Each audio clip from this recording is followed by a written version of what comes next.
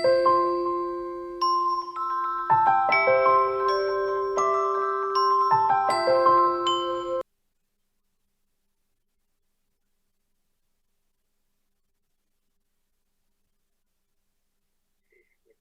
I'm Peggy Kelly, and this is our election update. And we've got candidates today for the Santa Paula City Council. We've got 2 seats open and 4 candidates. And the only one that's been on the council at this point is our guest right now, Andy Sobel, who was appointed to the council 2 years ago. He had run. He had placed, not last, but he was behind the people that were elected. And then he tried out, he didn't give up and tried out and was appointed to the council when a vacancy was created. So good morning to you, Andy. And you look very nice today. Thank you. And why don't you tell us a little bit about yourself? Sure, I'd be happy to. So, yeah, so again, Andy Sobel, and happy to be here. And I've been in town 11 years now, which for a lot of people just is inconsequential, but I'm so happy to be here. I married Ann Staley, who's from Fillmore, so I feel that gives me a little credit, even though it's Fillmore. But originally, I'm born and raised in Mexico City. So I came to the United States when I was 18 to go to college, and I've been here almost ever since, although I did go back to Mexico City as an adult. So, which is great because Santa Paula feels very much like home. You know, I see a lot of the same things I would have seen in Mexico City growing up. You know, the paletero, the guy with the ice cream, comes by every day pushing his cart, and the corn sellers are down the street, so that's great. And I've been a variety of different things in my life, which I think is some of the things that helps me on city council. I'm a software engineer now, and I worked as a software engineer up in the Bay Area for a while. And then the LA riots happened, and that was one of my big turning points in life. So I realized that there's a lot going on in this country, and I want to be part of the solution. So I quit my great job, and I became an inner city bilingual teacher. I taught in San Francisco and Austin, Texas. And that's when I realized that a lot of policy that gets made in education, but a lot of policy is not done very well and not implemented very well. So I went ahead and got a doctorate in educational administration and policy and planning. My goal was to go into educational research, but I did my dissertation on 10 Latina women transforming into women of power. And I was so impressed by those women that instead of going to academia, I went into community organizing, which I did for 5 years, working at very, very local levels, like fixing sidewalks or policing issues or school issues, to state and even national issues, where we'd fly to DC and meet with senators to get money for children's health insurance. So then when I came to Santa Paula, I was, you know, hanging low, but then I voted for Measure T, and then they needed the people on the oversight committee, and nobody seemed to be stepping up at first. So I interviewed for that, and they said it would be twice a year. Measure T is briefly, Andy. Tell us what Measure T is. So Measure T is a 1% sales tax. A penny a dollar. Excuse me? A penny a dollar. Yes, basically. Yes.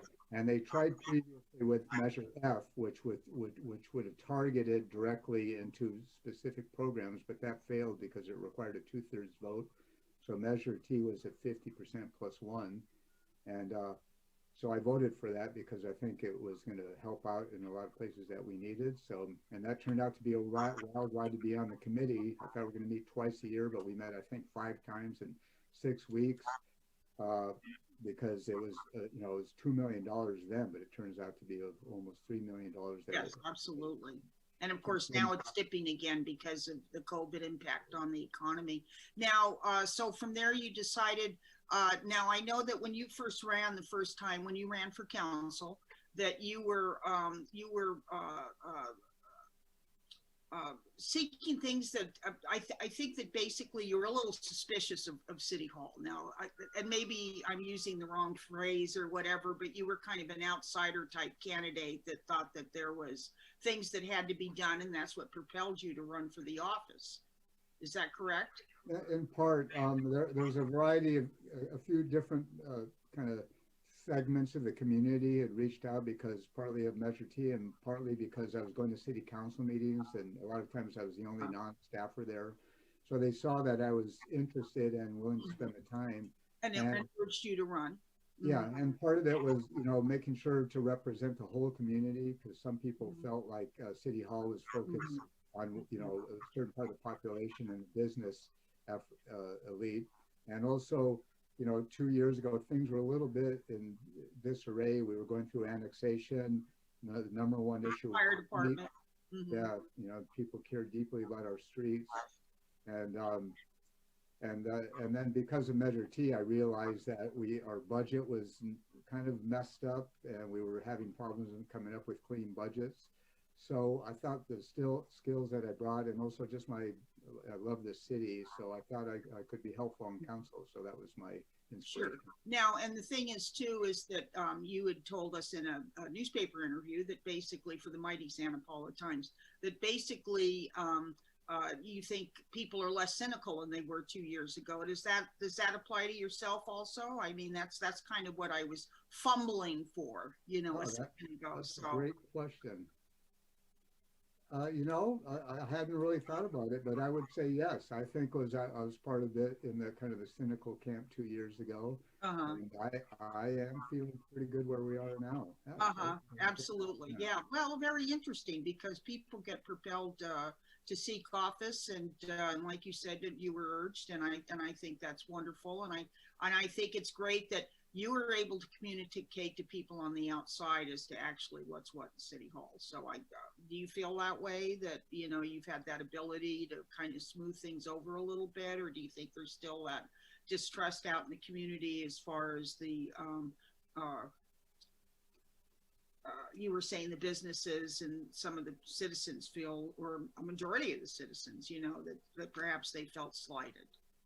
Yeah, I think it's definitely a mixed bag, but I think there's more people who are kind of positive about our current, staff, our current city council, the direction we're taking. So I would say that the percentage of people that feel we're going in the right direction has increased, but there are still people kind of doubtful about City Hall. But again, one of my favorite parts of council is I get to talk to people, and I think I'm able to explain what it is we do and how we do it, and I put people at ease. I think they feel confident.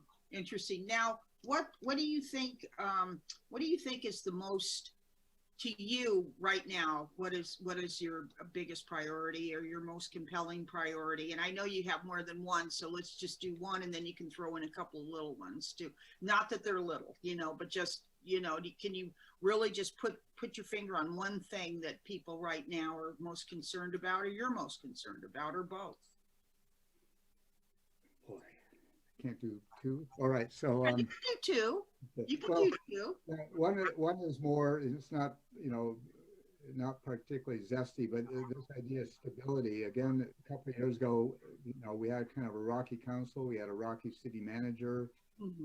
Our budget was messy. Our budgeting process was messy. So one is this idea of stability. I think that there's some merit in that, to make sure that we keep moving forward. We're finally paving streets.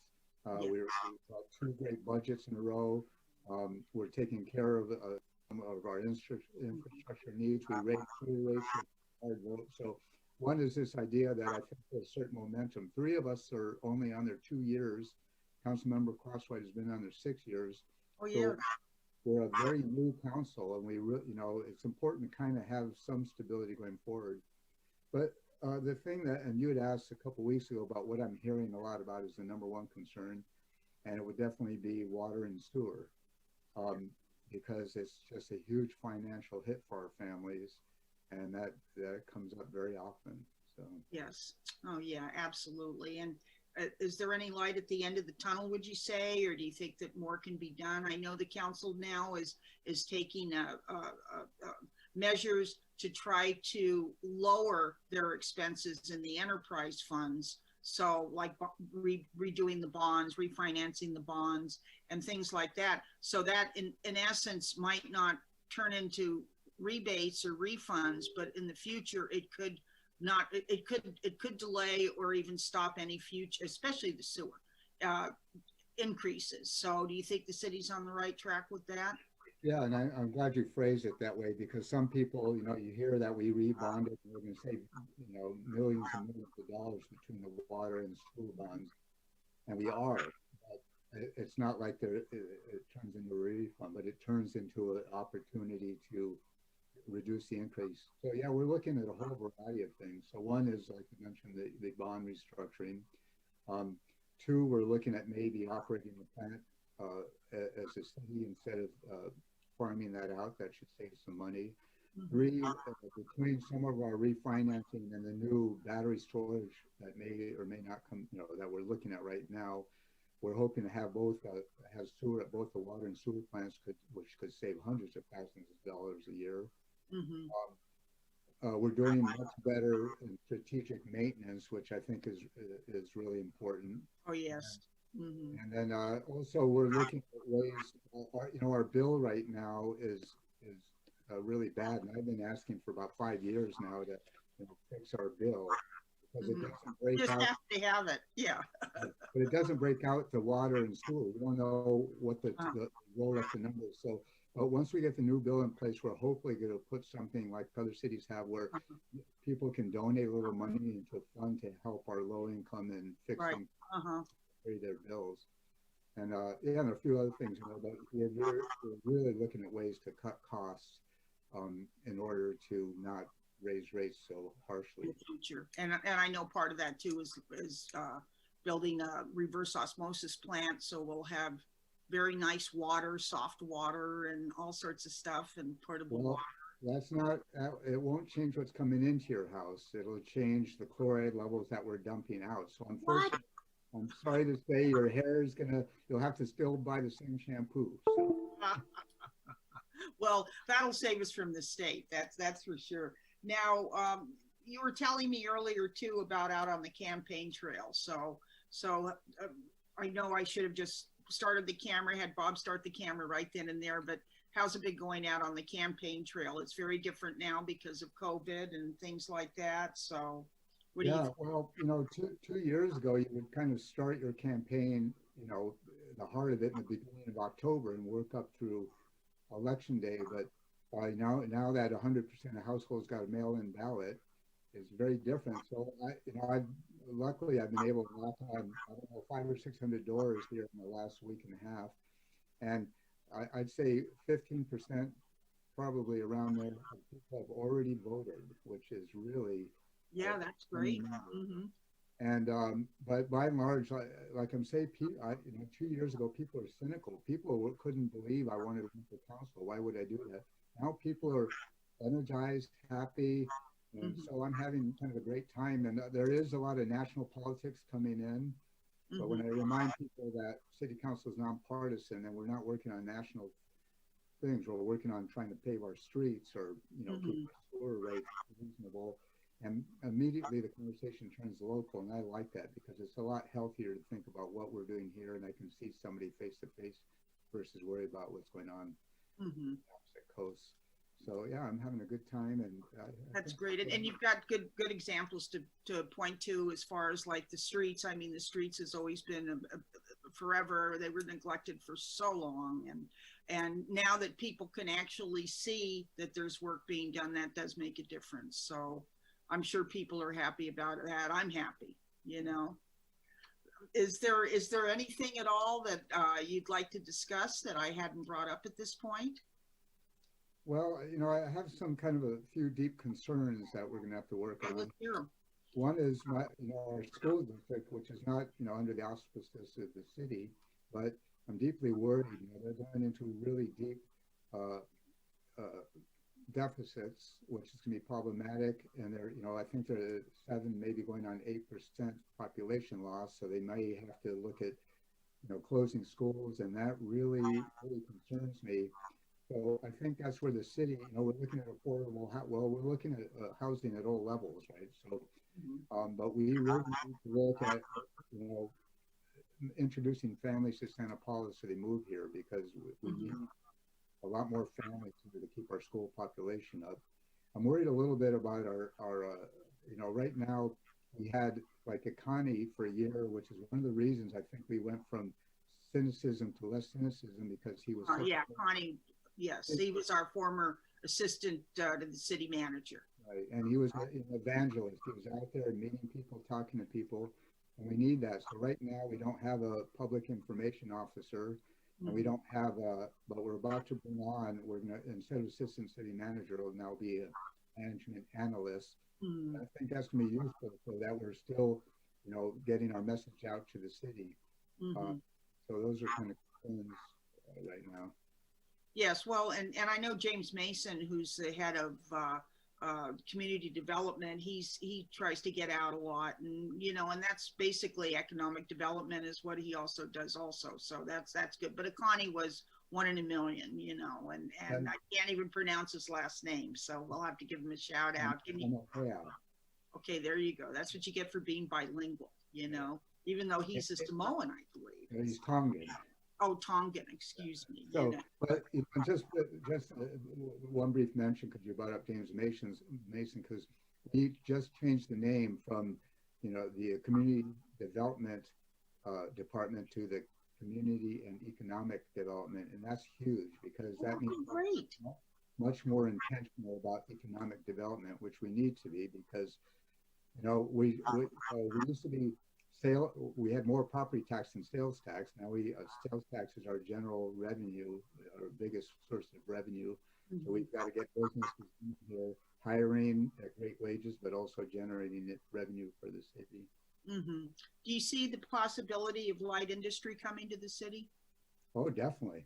So we have. I'm a little surprised how much we have here. There's all these little hidden gems of stuff going on. We have a few new things like the hemp processing plant, which will be coming on in the medium future, and then the Santa Paula West Park is going to LAFCO in November, I believe, and hopefully that will finally go through. If that's the case, and we have a whole new business park going on, and also with the east area where hopefully we'll have businesses there, plus ideally a college learning center and maybe some kind of other things. And of course, we have to figure out what to do about our hospital. So I think they're all possibilities and opportunities. I'm very excited about all that. And speaking of hemp processing, do you expect the issue about cannabis dispensaries to come back to the council? I imagine it will. I know that some of the other candidates from the forum, I learned that some people are kind of amenable to revisiting that conversation. And, since we did that almost a year and a half ago, we have, we can see a more track record for how it's gone for other cities. Wainini, Ojai, Oxnard is just about to come online. Ventura is exploring it. So I think it's becoming a little bit more ubiquitous. So I expect it will probably come back. And you were the only one last time that voted in favor of dispensaries. Correct, a 4-1 vote. Okay. Last question. Defunding police. What do you think it means, and how do you feel about it? What's your position? So, it's a catchy label, and I've talked to a lot of people who would call themselves defund police people. And, when you have a long, nuanced conversation with them, I think that they understand that you can't, cut, our budget, let's say 8 million plus tomorrow and have 0 police department. But for me, so I'm not in favor of defunding the police. We have a fairly small police department right now. 4 people on each 12-hour shift, which is, if you have 2 calls at once, we're already in trouble. And when I came on Measure T, we had 22 officers, which was horrible. So now we're up to about 32. So I think that's probably a reasonable amount of police for our department. So we need to fund that. But I think we need to look more closely at their training. At the community, at the policing forum, they talked a lot about the CIT, which is great. But we need to look and make sure they're getting enough of that and getting it annually. But I am in favor of looking carefully at what the police department does and what the city does for human services, and saying, out of the money we have for public safety and human services, are we spending it wisely? Can we do more for our youth? Can we do more for our homeless? Can we provide opportunities? Are we doing enough job development and affordable housing? All that ties together. So I really appreciate the conversation we're having now. I think it's great that we're talking about this and looking at it closely. And I really want to have a lot more conversations and community input on what it looks like and what we should be moving towards. Great. Well, Andy, I certainly appreciate you coming by today for the interview, and good luck. Good luck to all the candidates, and good luck to you on November 3rd. And once again, I'm Peggy Kelly, and this is Andy Sobel, and he has been on the council for 2 years and is running again for a 4-year term. And like I said, good luck, Andy. Okay. Thank you so much, and thanks for everything.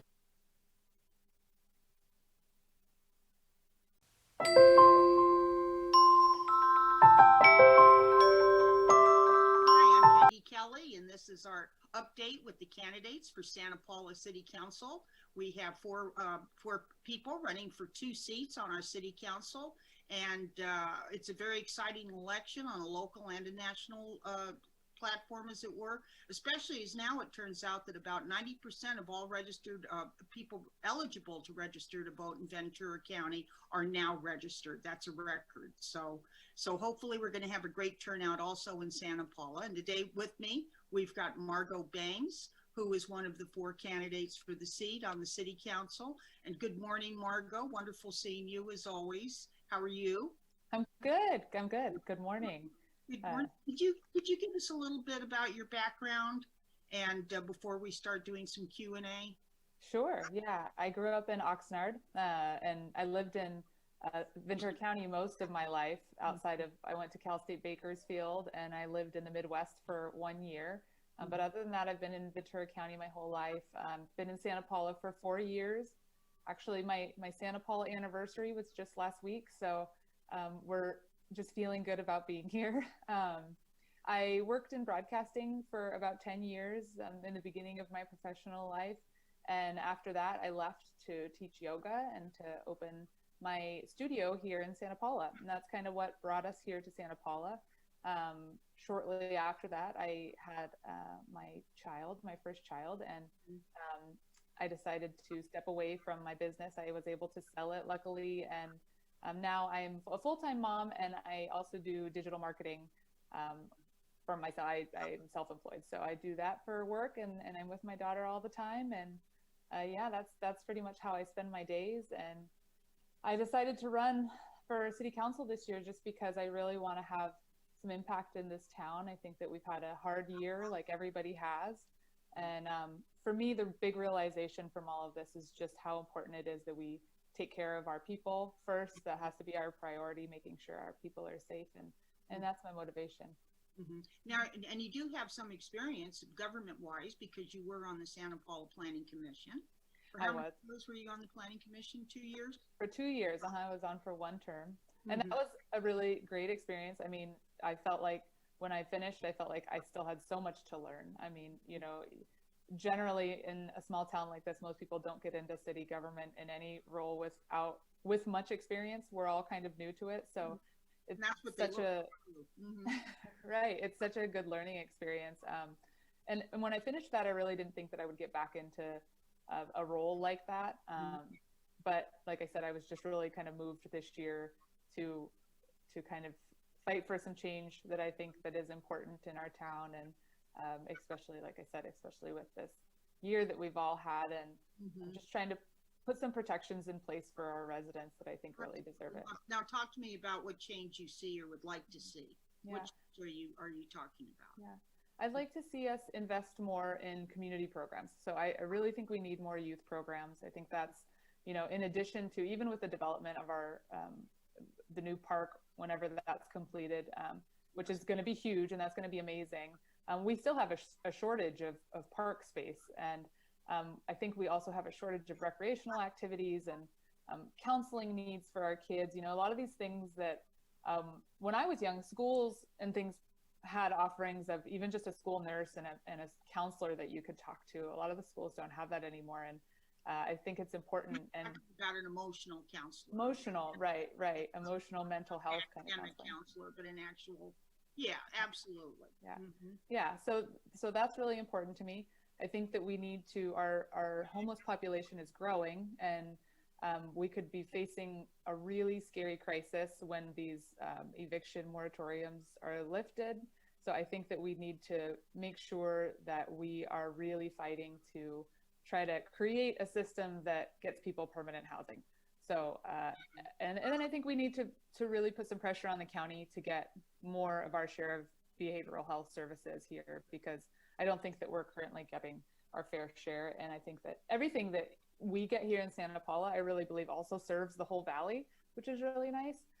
So I think that we have kind of that, that on our side to kind of leverage against the county, is that, you know, it really does serve more than just Santa Paula. Out here too. I mean, right. It's not just, well, we would like it because it's there. It's right. we would like it because it's very vital and necessary in the River Valley and Santa Paula.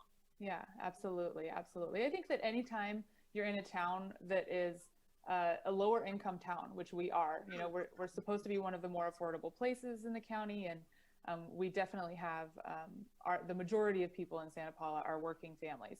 And anytime that's the case, you know, not everybody's going to have health care. There is going to be a greater need for mental health services, for behavioral health services. And so I think that, you know, we really need to fight for that here. And I hope I get to. Oh, absolutely. Yeah. Now, and so basically that's what propelled you to run, was the fact that you know, there's just you see these needs in the community and things like that.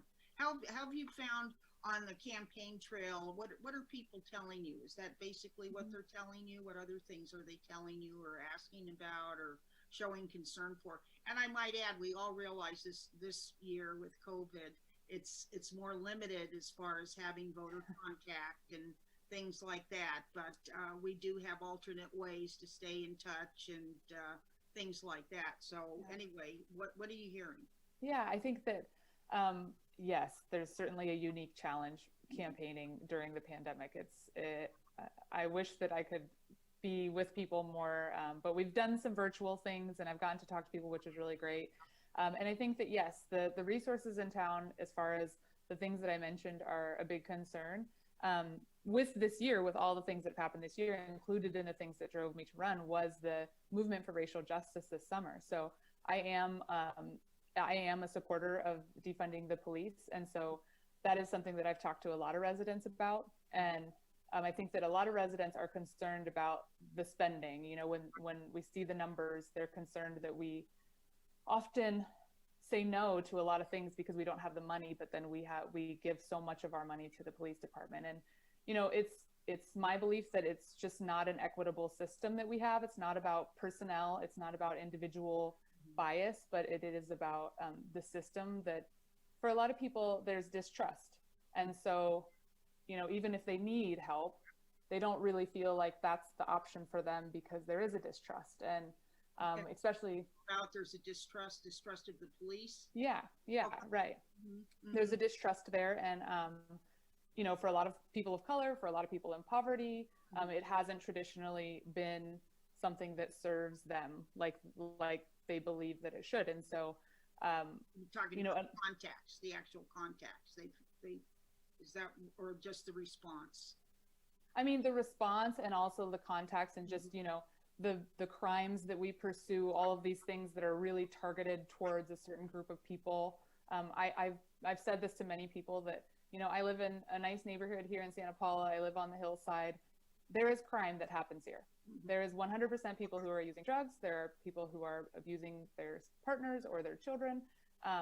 But we don't have the police spending extended amounts of time in this neighborhood because of the demographics of the neighborhood. Whereas when you go into a neighborhood that is, again, more of a neighborhood that's full of people of color, or that is people who are, you know, lower income people, they seem to commit more crimes because the police spend more time there and catch those crimes. So I think that's, you know, a big concern that I'm having, that I have personally, but also that I'm hearing from a lot of the community, is that people want to see a new way. And across the board, that, you know, this has been the system for a really long time, but that we can and should imagine a system that is equitable for all people and that works and creates safety for all people. And so I think that, you know, part of that is investing in these resources that treat the root cause of crime rather than coming and coming after the crime has been committed to, penalize the crime. So that's a big programs and more youth activities and start with them when they're young too, and to grow up with the security and everything as far as the emotional security, to really not engage in crime. Right. And I need to engage in crime. Yeah, absolutely. And I think that so much of it, I like to look at everything as an ecosystem, and everything is kind of tied into each other.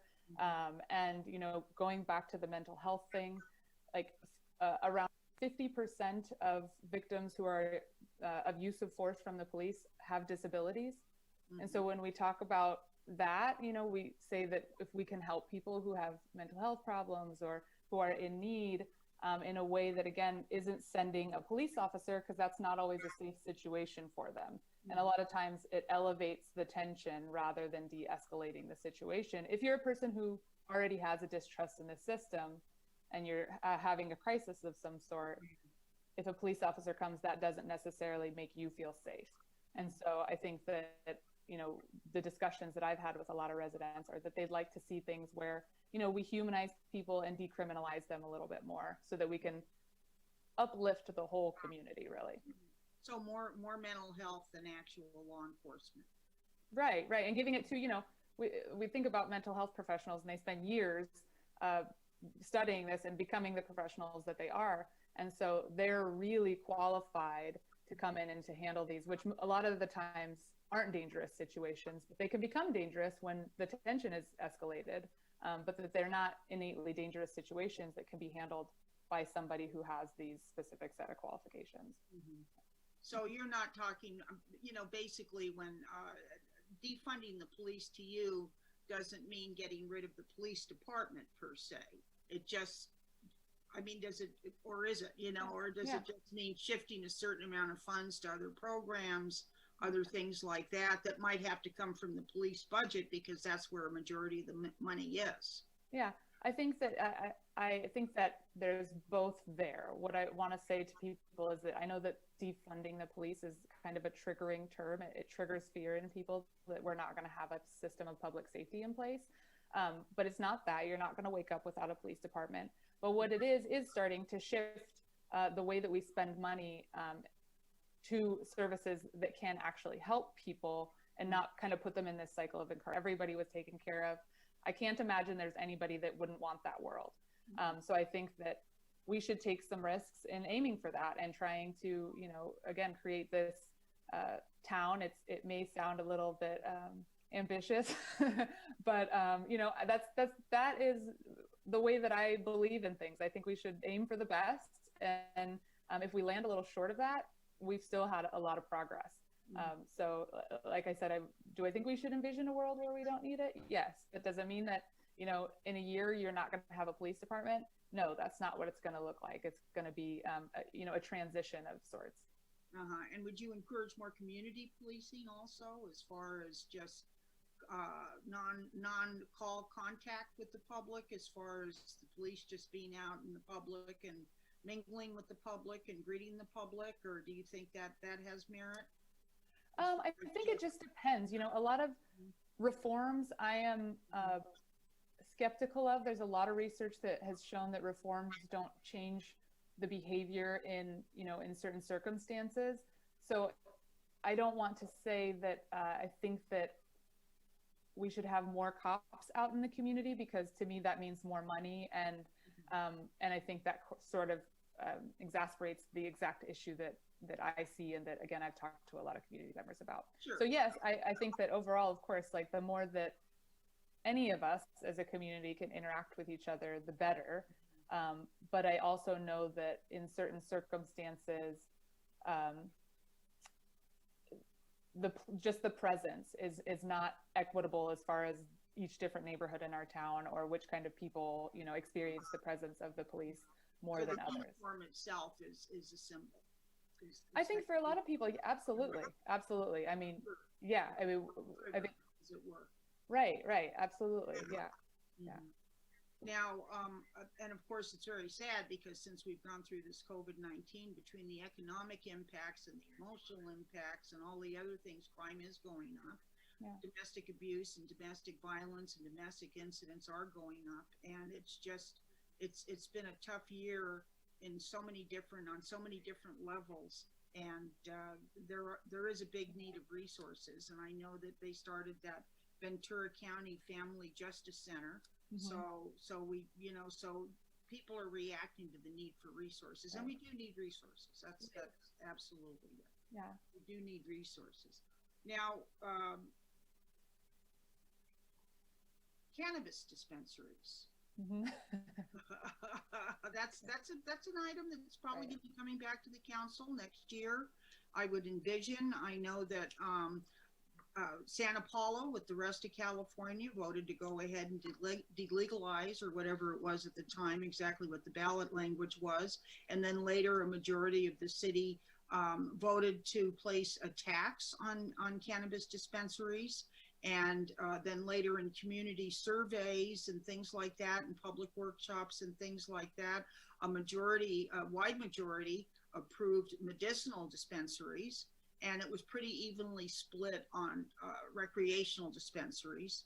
And then when it finally did come to the council to start really serious, and they had workshop with the police chiefs and for Port Hueneme, and others, and the county health officer, and everybody had different opinions to a certain extent.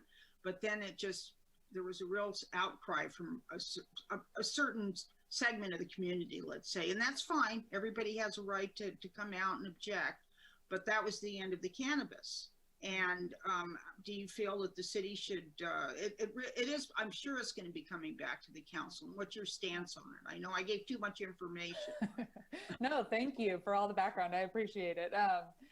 I'm definitely for dispensaries. I mean, I think that this is the way that the world is moving. I think it is a positive change. I think I'm in favor of medical and recreational. I think that I understand that there's fear about it being a gateway drug, but it's my experience and what I've seen in the world and people around me that alcohol is way more dangerous than cannabis is. And I know people of all walks of life who use cannabis, whether for medical purposes or for recreational purposes. I know seniors who use it. I know people who are high-powered executives who use it, and to treat anxiety or to treat hyperactivity and things like that. So I see it as such a beneficial tool for people to actually avoid having to take opioids or something like that can be really dangerous. And I think that it's best for us to have it in our hands. It's going to be there. I really don't believe that people don't do drugs or don't do things because they don't have access to it. There is, whether we have dispensaries here in town or not, people can get it in town. And I think it's better if we have some structure around it. I really think an important part of this, because in our country and in our county, we've had so many people who've been incarcerated on marijuana related charges. I think it's really important that we have a restorative justice approach to this and try to get people who have been incarcerated involved in the business of it, whether that's through a jobs program or something like that. Because I don't think it's fair that, business people come and make millions off of this when we have people of color and poor people whose lives have been ruined because they were doing the same thing. So I think that's a really important part of it. This is a topic that I've also heard come up a lot from residents, that they really think that, we're kind of behind the times. This is what's happening. It's going to be happening across the country eventually, and obviously certainly in California. There's economic benefits to it. Other cities have, even on top of the tax income, they have gotten the businesses to give a percentage towards charitable causes. So I think there's so much we can do to kind of make it benefit our town, that it feels to me just like a no-brainer. Sure, and it's a no investment on the side of the city either. I mean, if it works, it works. If it doesn't work, it hasn't cost the city anything, which is, true of all businesses, Right. Right. Plus they've given them tax incentives and all sorts of things, but other than that, it's going to be interesting in the future. That's for sure. Now, is there anything I haven't asked you that you would like to address, or anything in general you'd like? Oh, one thing I did want to follow up on was you had your child, your first child, the night of the Thomas fire. Were you here in town? You guys were living here, weren't you? We were living here. Luckily, we were not.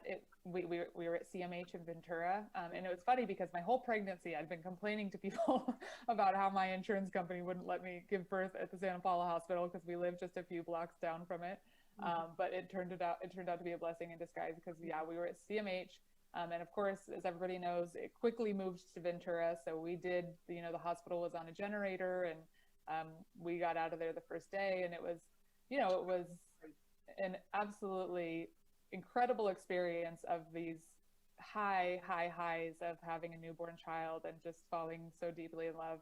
And then the terror, that comes with seeing your neighborhood and everything with just hot spots all over it. And of course, my family in Ventura and in Ojai were being evacuated. And so, I think that climate change is also very important to me, and I want to make sure that as a town we're doing everything that we can to use less resources and fight this as much as we can, because that's a part of it. And like I said, I know firsthand just the fear that comes with that, and we can never underestimate that.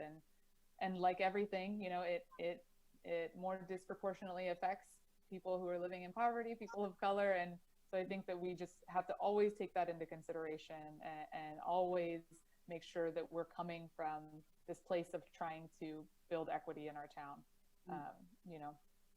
The fires, just like everything else. Yeah. Okay, well, any parting words, any campaign slogan you want to throw out there, or anything like that? We appreciate you visiting with us today. Oh, I thank you guys so much for doing this. This is so fun. And my campaign slogan really is just putting people first. I think that everything I've done in my life has been driven from the desire to help people, and I truly love people, and I love talking to them, and I hope I get to represent our town and be there and help to. We really need to be creative in fighting these big issues that we're facing and that the whole country is facing. So I don't think anything's too big for us to tackle, and I think that we should be really creative in trying to find answers to these issues. So, and it's wonderful too to have somebody in town who chose Santa Paula. So thank you for making a brilliant choice. I think it was a great choice. It's a great city, and I know you're very fond of it. Yeah. All right. Well, thank you so much. Thank you. I'm Peggy Kelly once again, and this was Margot Bangs, and she's running for one of the 4 seats on the Santa Paula City Council. The election is November 3rd. There's plenty of ways to vote, so do take advantage of one of them, and we will see you soon with more programs like this. You can watch this on kadytv.net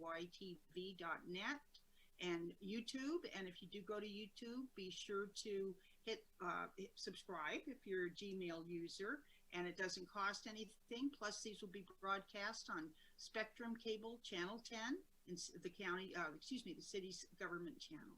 So once again, I'm Peggy Kelly. I've probably said that more times than that's to remind me who I am. And it's great for you to join us for these programs. And thank you so much. Margot, thank you very much. Good luck on November 3rd. Thank you so much. Okay.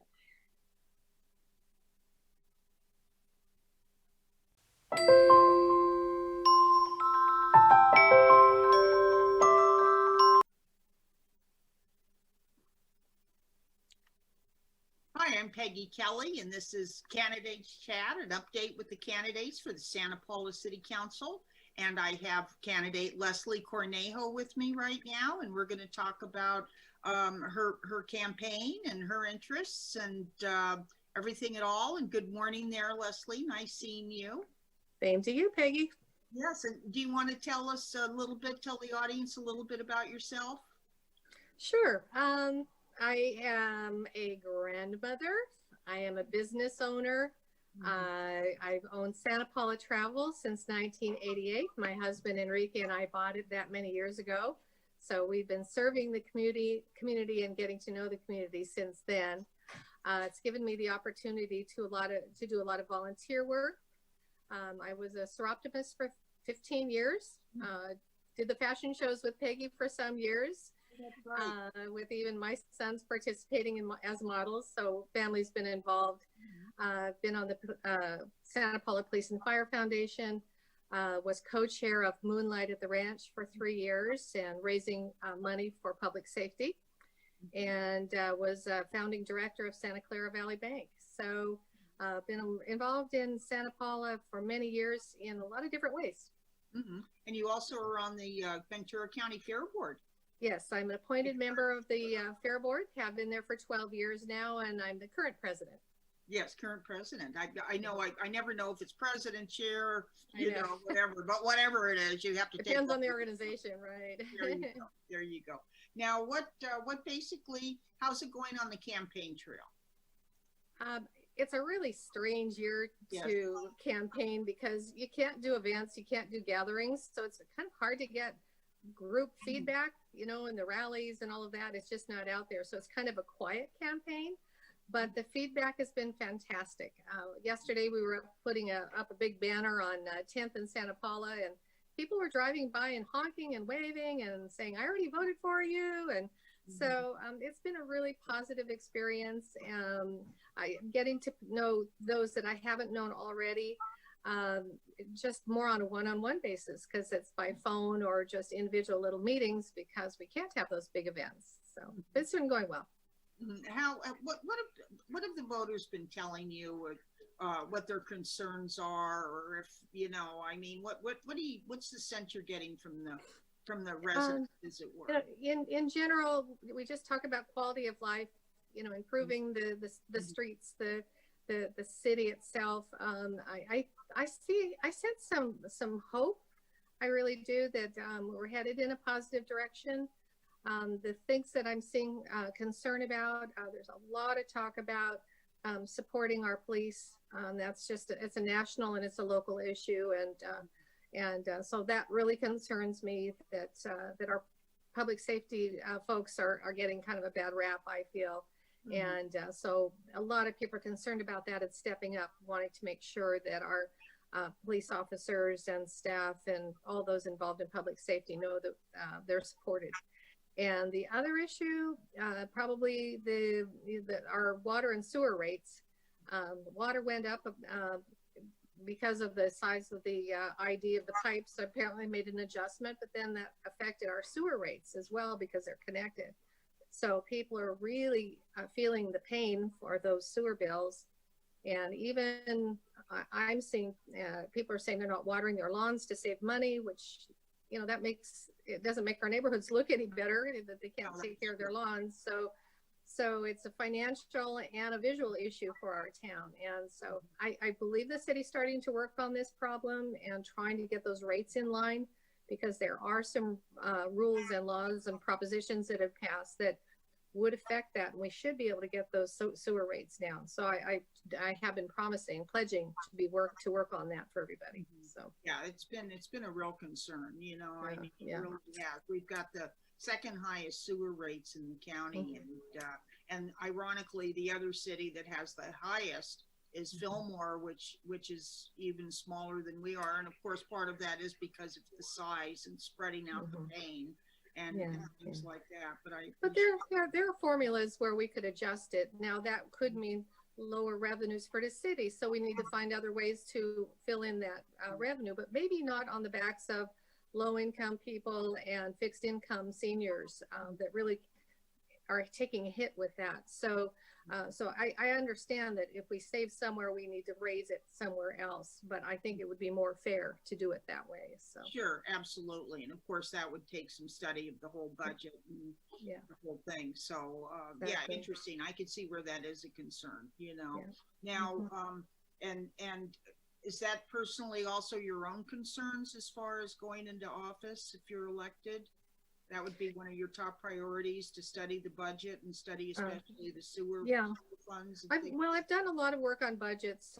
Being on the bank board, you know, we reviewed and dove deep into audits and budgets for many, many years. I think I was on the board for 14 years. And then likewise, the multi-million-dollar budget at the fairgrounds, and I'm on the budget committee there. So I wouldn't say I'm a CPA because I'm not, but I'm familiar and a quick learn on budget issues. And so I do feel that I could help and get up to speed quickly and help the city try to find ways to save money, spend it wisely, and also revenues. We need to work on our revenues too. Our tax base is a big thing for me. Yeah. Now, how would you see doing that as far as raising the tax base? I feel, well, there are a couple of ways, and you have two different tax bases. One is property taxes, and that affects schools, not so much the city budget. But so you want to make sure that you have a healthy balance of housing that our property tax base producing, so that our schools can be supported.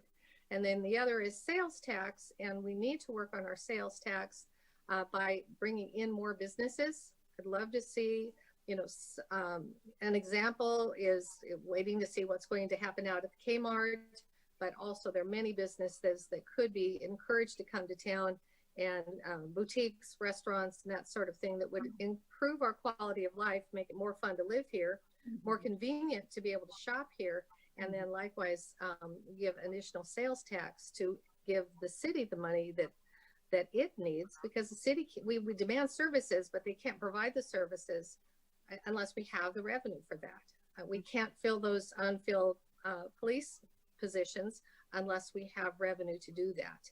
So it's a matter of looking where our assets are, spending them wisely, but making sure we've got revenues to cover that too. So I would work on that. I would work on being business friendly, making sure that the city is user friendly and business friendly to help everyone get their businesses in as quickly as possible, so that we can get rolling and be known as a city that's business friendly. Now, why did you decide to run for council, Leslie?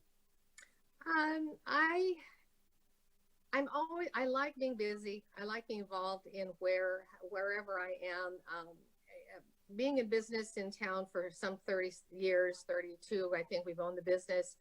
Did you buy the business from Donna Nelson?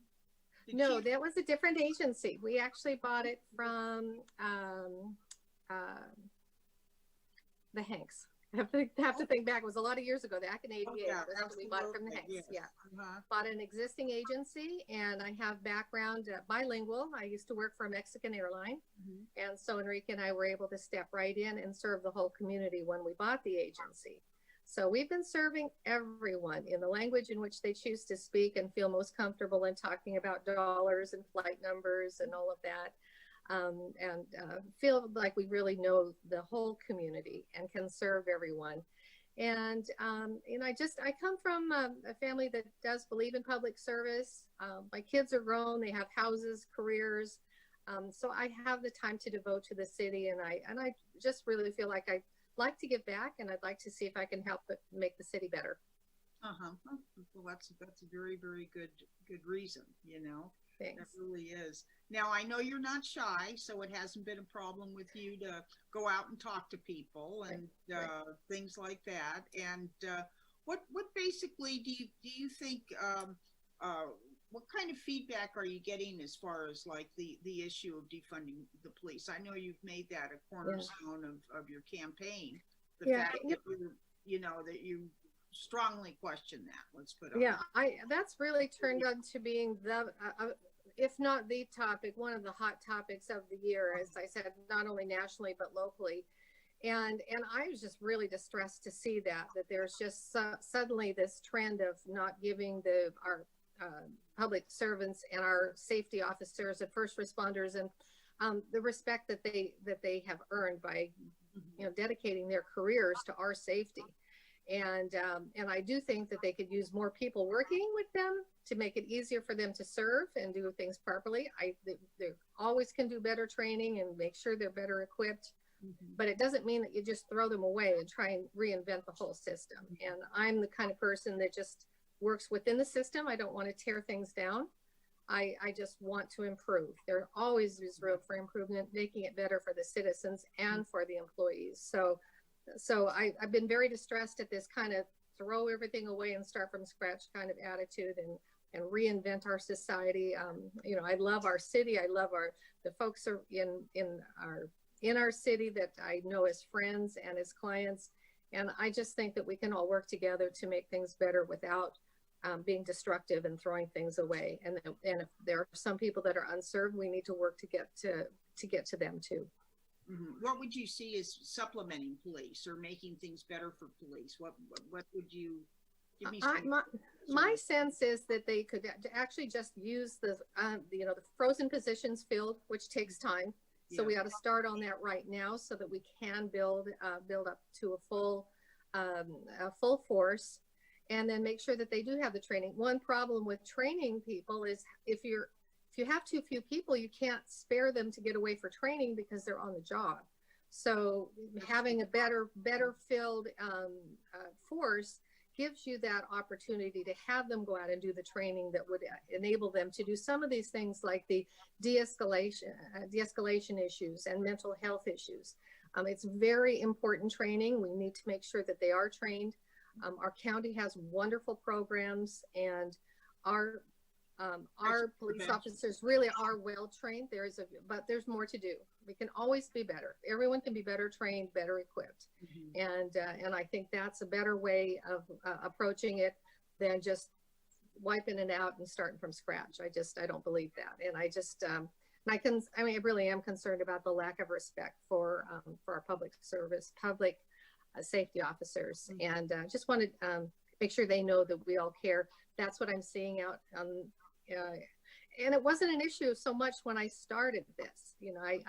It's something I've always believed in, and yet suddenly it became a very hot topic because people are so concerned. So I just want to ensure people that if when I'm elected, I'm told to say when elected, I will step in and make sure that that they're taken care of. So. And also, as far as the police department, do you think that they could maybe do? I know they're doing a little more, public relations as far as it were. And do you think there's more they could do? I know that they would like to do more community policing, but doesn't community policing, that means you need more officers? Exactly. Yeah. I'd love to see them do that. And I'd love to see them do some youth programs. If we've got Measure T monies for youth, why not run it through some youth programs through the police?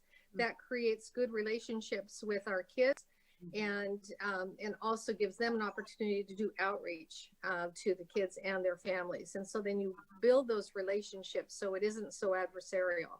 So I think that's one way that we could do that is by perhaps looking at some youth programs being run through, or at least assisted by or run through the police. And again, that means staffing. That means making sure that that they have the time and the resources to do it. But I think having great relationships and that relationship building with our police officers would be really important. Yes, very good point. Now, hemp is an issue now. Hemp, I should say, actually dispensaries. So it's not hemp; it's the actual other stuff that's become an issue again. How do you stand on the city having dispensaries, cannabis dispensaries? I will never say never on something that could potentially bring in revenues to the city. But I have said before, and I do believe that I just think that having that be a basis for our, hanging our budget on hemp and dispensaries and all is probably not wise. We should be improving our tax base. If we worked with law enforcement and families and they all felt that this is something that everyone could cope with without having a detrimental effect on our community, then I would consider it. I wouldn't, I can't say how I would vote on it until I saw how it was presented, but certainly I'm open to any ideas for revenue. But I really think that there are other opportunities besides that. That being said, I do really understand the medicinal benefits, and I am more of a individual freedom type of person. So, I don't like telling people how to live and what they should do to be happy, but I just want to make sure we're taking care of our community and our kids at the same time. Interesting, because it probably will come back to the council. I feel it's very nuanced, which makes it very difficult. Yes. It's very hard to say black and white when there could be some budget benefits. But again, you have to make sure that you're not doing something to your society in a negative way at its expense. So it'd have to be really carefully studied before I could agree to it. So, okay, good answer. You know, anything that you see in the council's future coming up that or anything you'd like to bring to the council? Would there be anything in particular you would be bringing to the council as far as a subject for them to? Again, I want to study those sewer and water rates. You know, make sure that we do have a planning department that is user friendly and is rolling out red carpets to anyone who wants to get their projects done in the city and get their businesses up and running. So I'd like to put a great emphasis on that. I am a bit concerned about resolutions. A lot of times I feel like resolutions that are coming to the city sometimes are not good work. They are making public statements, general emotional statements, but sometimes I think we get caught up in those so much we forget to do the day-to-day work. So I'm not a person who likes to go on and on and on about discussing an issue forever. I think you need to do that separately. Bring your arguments to the city and then advocate for the citizens. And just, my question is always going to be, and everybody needs to be ready, how is this going to help our city? What are we doing? What are we spending a half an hour talking about? Unless this is going to help our community. We sometimes get all caught up in the little details and the nuances and this and that. And I really think that we have to make sure that whatever question we have is, how is this going to help Santa Paula? What are we doing here? Can we spend our time and our money on something different? Because the emphasis needs to be on making our city better. Now, of course, owning a travel agent and being a tour conductor or actually a companion at and everything like that, you've been obviously all over the world. And how do you see Santa Paula as far as just, I know that I've talked to people and they just say, well, they travel, they do this, but there's no place like home.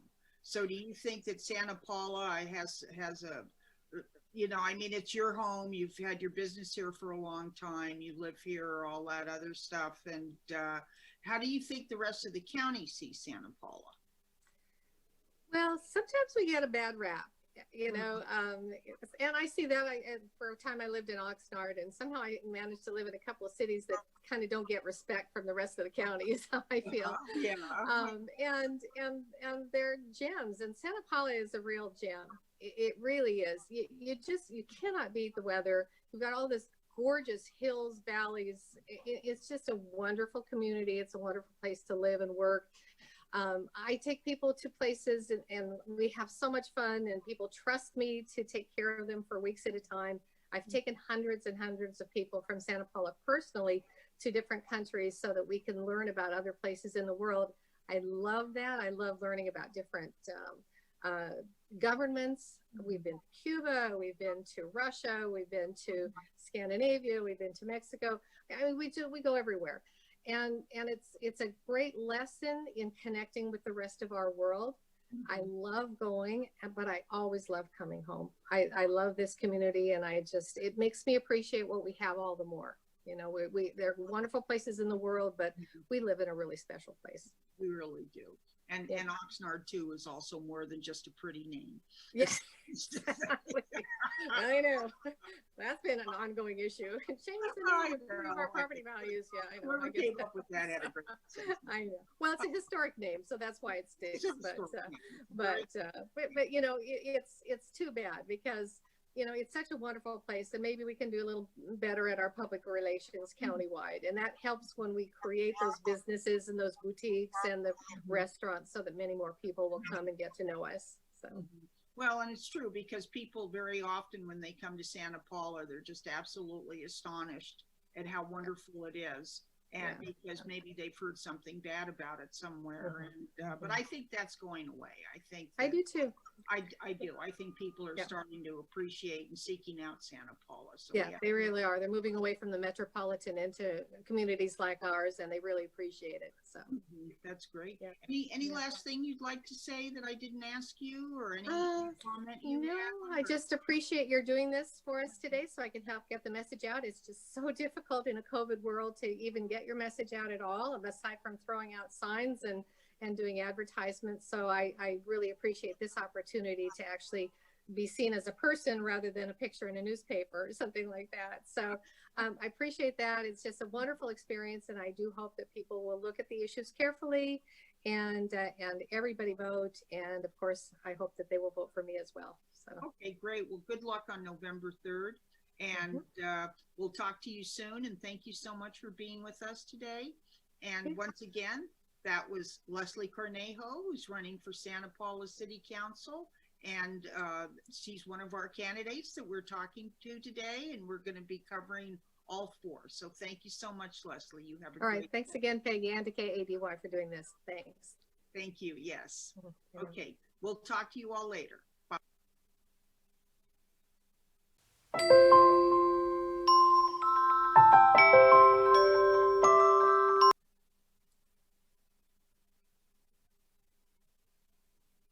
Hi, I'm Peggy Kelly, and this is our Chatting with the Candidates, the City Council candidates. It's our update on the Santa Paula City Council race, and we've got 4 candidates running for 2 seats, and one of our candidates is Caitlin Behringer.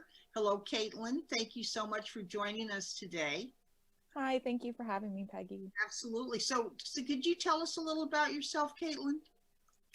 Sure, my name is Caitlin Behringer. I'm a 3rd-generation resident of Santa Paula. I have my master's in public administration from CSUN. I currently work in fund development for a local nonprofit called Kids and Families Together, and I currently sit on the Measure T Commission in the city. And the Measure T Commission is the 1-cent sale tax oversight committee. Correct. That funds projects such as police, youth, and roads in our city. Okay, great, great. Now, why did you decide to get on the Measure T committee? So I actually am a recent graduate of the Ventura County Leadership Academy, which really brings problems in our community to our local community. And it really brings leaders together to help combat these problems. So I actually attended this SURF luncheon, the California Economic Forecast and Research Center luncheon. And I learned that for the first time in our county, we are at a negative population.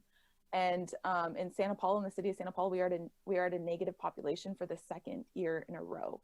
And that was concerning because we're also an aging population. There's more people leaving California than there are staying here and able to find jobs and have their families here.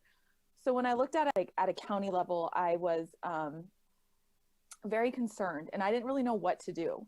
So I was able to get involved on a local level, and the Measure T Commission seemed like a perfect fit. How do you help your community? How do you help the place that you love and the place that you want that next generation of leadership to thrive in? And so that's why I really felt like now was the time to get involved at the city level and in local government. And then, of course, that led to you running for city council. Absolutely, being that next generational voice in the city and encouraging hopefully others to do the same. I would love to see a whole next wave of leadership that's from this community, that loves this community, that wants to see this community thrive.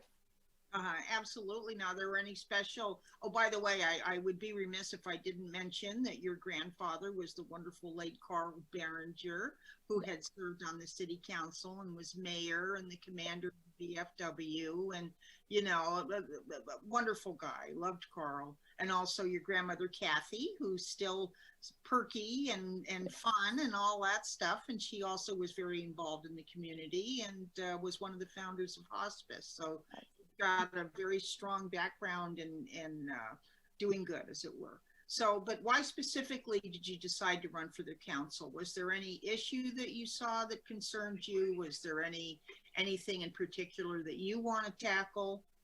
Yeah, so really my area of focus is economic development for our city. I really, I think it's a multi-level approach. I think we need to bring business here, and not just, you know, small business, but medium and large size businesses. I think we need to look at jobs where families can live here and afford to live here and afford to buy houses here. I think we need to invest in our youth in this town. As you mentioned, my family, I have such a deep love for this community and just such a passion for it. And so with my master's in public administration and my love for public policy as well, it just seems like a perfect fit to be able to serve on city council, work on city budget, work on city policy, and just be that next generational voice. Mm-hmm. What are you hearing from people? What is the public telling you? What are their concerns? The main concerns of the public right now, well, obviously we're in an economic recession due to COVID, but also streets are a high topic and priority, which sitting on the Measure T Commission, I'm very familiar with. I'm excited about our new hot mix machine that we just got. That's a permanent pothole patch. So that's really exciting. And there's a great 5-year road maintenance plan project underway that will hopefully in the next 5 years, you'll see a significant difference in our roads. So that's really exciting. Also, the sewer and water treatment rates are another concern of the city. I know that we just refinanced our bonds, and we were able to save some money on that, but we do have to look at dechlorinization for the city and what that looks like. So I think there's some options we have there. It's kind of difficult, but I think if we look at maybe solar as a way to reduce operational costs, that's another high concern for the residents of Santa Paula. And you're talking about solar for the city as far as like for the wastewater treatment plant, yes, for the street lights and all those other things, which I guess runs well over $1 million a year, if not $2 million a year. Yeah, so just looking at those creative approaches on how we can really listen to the citizens' concerns when it comes to some of those costs. Mm-hmm. So in other words, you're looking at a combination of generating revenue and retaining revenue, as it were, or not putting anything out. So so basically you want to generate revenue with all size businesses, which is a good idea because we do have industrial areas here that and also the city saving money by just and things like that, energy savings, things like that. So it's a combination. Well, and I think that there's more along the lines of the potential for this. We're on the 126 corridor. We have homes that are going in Fillmore and Piru, and they have to go to Ventura for most of their needs. Why can't Santa Paula be the one-stop shop for them? We also have Ojai in our backyard, where there's a lot of people who have weekend homes from LA. We have amazing museums here. We have amazing charm in this community. So how do we attract them into our city? And then not only that, but we have motorcyclists, we have bicyclists that come through our city by the masses on the weekends. Mm-hmm. So how do we? It is massive. But here and there's just so much potential in this community, and I think we're just tapping into it, and I think it's a really exciting time on where we're headed. That's great. Now, how are things on the campaign trail? You found that very different, I guess, with COVID. It's not what you expected. How have you been reaching voters? Yeah, so working in the nonprofit sector, tell us a little bit about your organization, because it is such a wonderful organization. Yeah, so I work for a nonprofit called Kids and Families Together. So we provide the mental health and support services for honestly some of our most vulnerable families in the county. It's grandparents caring for grandchildren, it's foster families, it's adoptive families, it's parents at risk of losing their children. Let's go in and teach them the parenting skills before the child's removed. It's reunifying families. And it's really mental health services and dealing with trauma for children, some of the most needy children. So during COVID, we've had to have this unique experience of how do you still provide these much needed services now more than ever? Yes. Times are hard on families. And how do you, obviously there's the typical ways of phone and Zoom and engaging them, but we were able to create a drive-through distribution and feed our families and also give them summer toys and be able to check in them through the car. We were able to celebrate Mother's Day, Father's Day, back to school supplies with them. So I kind of used some of those relationships that I had and ideas that I had during COVID early on to bring to my campaign. So I did a drive-through kickoff, which was really fun. Where people stayed in the car, we wore masks, we were socially distanced, and they were able to pick up signs and drop off donations and meet the candidates. So that was really, really fun and exciting and kind of creative. And then it's I've never campaigned before. So campaigning your first time during COVID, you're learning a lot. And even something as simple as a virtual Zoom is, or having a forum that's not in person is different via Zoom. So you just have to adapt. Very different. Now, the thing is too, is that as far as campaigning going with the public, do you find that people, what's the mood out there? How do you find the mood out there? Are you hearing a lot of complaints from people? Are you hearing, I mean, do you think the mood is upbeat, downbeat? What do you think how the public is? I know we've had a few very rough years and a lot of, our morale was pretty beaten up for a while, and things like that. And Santa Paula, unfortunately, was taking a bad rap now and then, and things like that. Do you see people are more hopeful now? Do you think by seeing some of the street work being done, they realize that things are getting better? We're on a different road, no pun intended. I think it's a really challenging year for everyone on different levels. I think it's challenging for parents that are trying to navigate distance learning. I think it's challenging for people who own their own businesses. I think it's so the mood, I would say it's hopeful, but I would say that mental health and self-care is more important now than ever for our community. And I think with everything that's going on nationwide with the presidential election, and I don't think there's an easy answer to that. I want to say that people are hopeful, but I also think realistically, I think times are tough, and I think we need to be sensitive to that. And I think we need to be creative in our approaches, and I think we need to listen. I think listening more and hearing them is really, really important.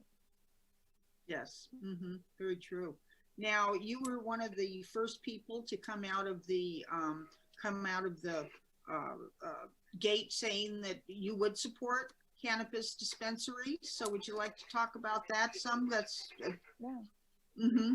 hear about that. So, I mean, I obviously want to listen to the residents of Santa Paula. I'm not, we have to open up cannabis dispensaries. That's not my stance. But through the Ventura County Leadership Academy, I was fortunate enough to actually talk with Andrew Salinas, the police chief in Port Hueneme, to also talk to Sheriff Freihoff, who's now in Thousand Oaks, but was in Ojai. I've toured the dispensaries. The police have 24 access cameras to them. They're not little smoke shops.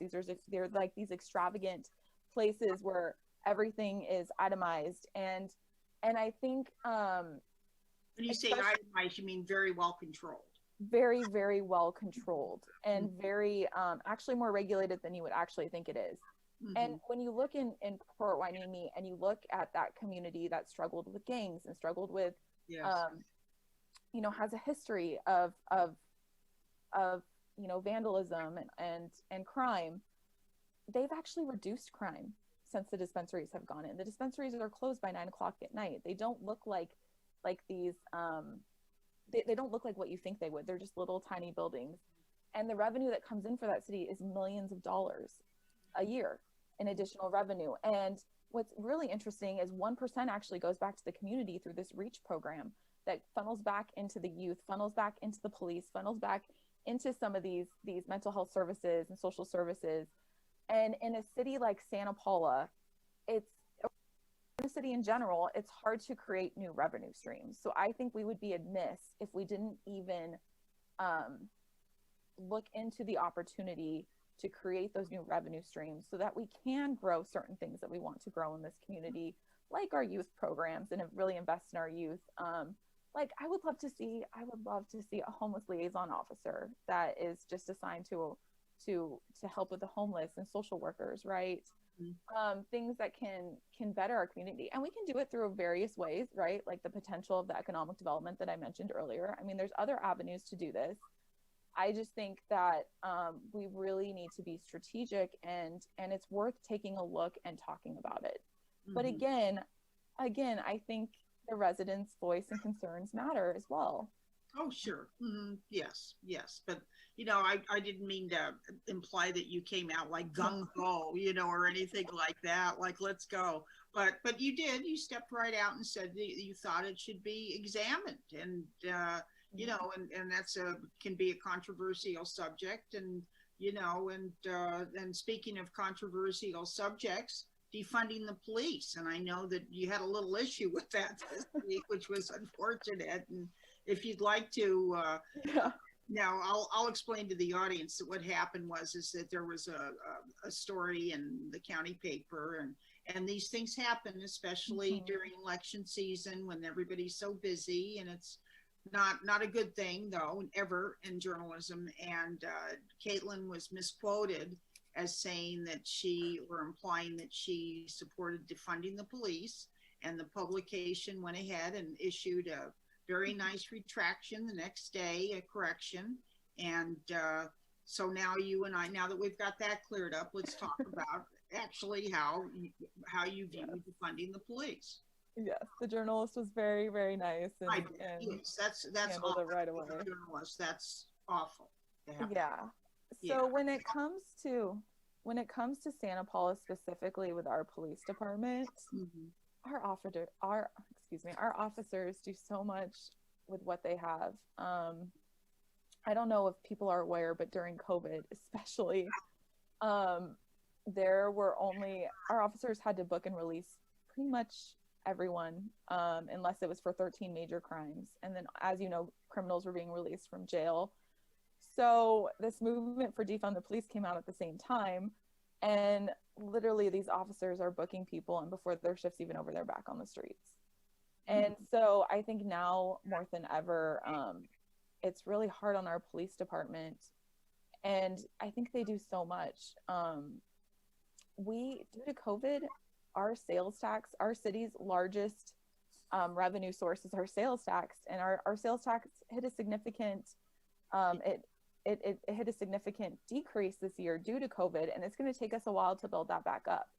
So when you're talking about defunding, they've already pulled funds from the police department. Every department within the city had to go in and look and reevaluate and see what they could do without, just so we can make budget this year. And it's going to continue. But I am thrilled to be endorsed by our local police association. And I went on a ride along with our local officers, and I toured the police department, and I spent the day with them, and I saw a formal complaint submitted, and I got to watch the process. I got to see the dispatchers, and I have nothing but the most respect for them. I think they do a lot on a really tight budget. I know that there's 3 positions that they're not filling right now.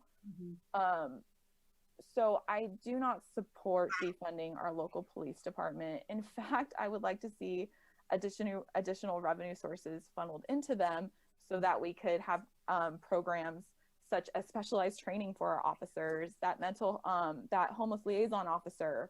I would like to see an increase in our community engagement with our officers, such as a police activities league and our explorers program for high schools. I think Citizens Patrol and our reserve unit are phenomenal. Let's grow those programs. And so I actually think we need to invest in our local law enforcement so that they can do more community policing and be able to be a part of our community more. Okay, interesting. Yes. Okay. Well, I guess you cleared that up. I know that's sad, and I shouldn't joke about it, but it is. I have to check this. I just got an urgent message, but it's okay. Now, how have you found campaigning in general? I mean, as far as just are you? I know you had these drive-through events and things like that. Are people, Santa Paulans, pretty open with you about discussing things? And have you sensed any unrest other than like sewer, things like that? So when it comes to campaigning, I think there's 2 types of people right now. There's the people that, you want to be respectful of those with COVID and pre-existing conditions. So I've actually not chosen to door knock. I just drop pieces. I go door to door, and if they want to engage, I let them. If they don't, I respect that. And I think I think you almost have to at this time. I have had people reach out to me and want to meet and have conversations, and they've been very encouraging about our city and where it wants to go, and I'm thankful for that. But I've never campaigned before, so I'm learning a whole new political world that it has its highs and it has its lows like everything else. And I'm thankful for the opportunity. I'm learning a ton. It's opened up a lot of doors. I've been able to meet with a lot of different departments within the city and learn so much more about the city. And not only that, but departments like public health and Ventura Behavioral Health, and even Nature Conservancy, because I had a question about the homeless population, and now I'm going to get a tour of the new, access to the public that's hopefully coming in 2023. Yeah. Mm-hmm. And so it's been a time of learning and growing and opportunities, and I'm extremely thankful for that. It's been really, really fun, actually. Mm-hmm. Mm-hmm. Absolutely. All right. Well, is there anything you'd like to add, or any particular issue that's on your mind, or something I should have asked you and I didn't?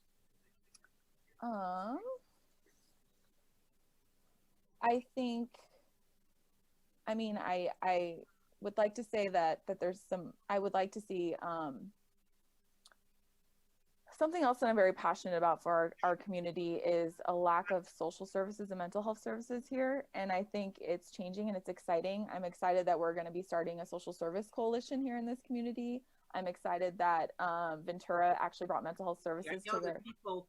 Excuse me, I don't mean to interrupt, but people have to understand that a lot of these social services, they come from the county. They're not a city function, but it's a matter of the city working with them. So when you talk about something, that's starting up in the community, what is that? A social services coalition. So it's actually exciting since I work for, in the social service and mental health field.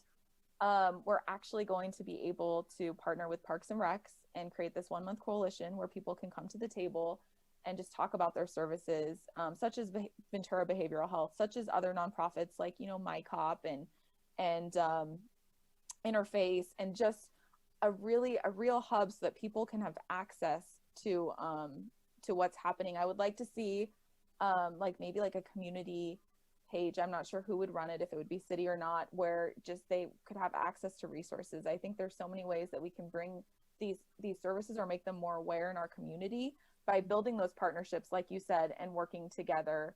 I'm really excited about the mental health services that are going to be coming. We're doing a workshop series in the park where Ventura Behavioral Health and Parks and Recs are able to partner together and bring those to Santa Paula. And so it's really exciting just to see how building relationships, creating new relationships, maintaining those relationships, and collaborating. I think unity is so important, especially now in this time coming out of COVID. How do we come out stronger and better after facing COVID? So I think that's exciting. I also think our youth are a huge part of our community, and the next generation of leadership is so important to me. And I would love to just create more mentorship opportunities with our youth, more programs for our youth, where they just really learn to love this community, and then they want to have jobs here, and they want to thrive here, and they want to raise their families here, and they want to get involved locally here, and so I think that's something else that I'm very passionate about and excited to kind of get my hands more in. So yeah. And of course, being on the Measure T committee's been a pretty eye-opening experience, because you've dealt with police, you've dealt with roads, you've dealt with youth. So it is a good background. It's a good education, a civic education, as it were. All right. Well, listen, Caitlin, such a pleasure to see you as always, and good luck on November 3rd. And we enjoyed having you stop by, and thank you. And thank you for your civic engagement, as it were. And I'm Peggy Kelly once again, and this is our candidate update. And that was Caitlin Behringer, and she's running for the city council. And we appreciate you watching, and thank you so much. Thank you.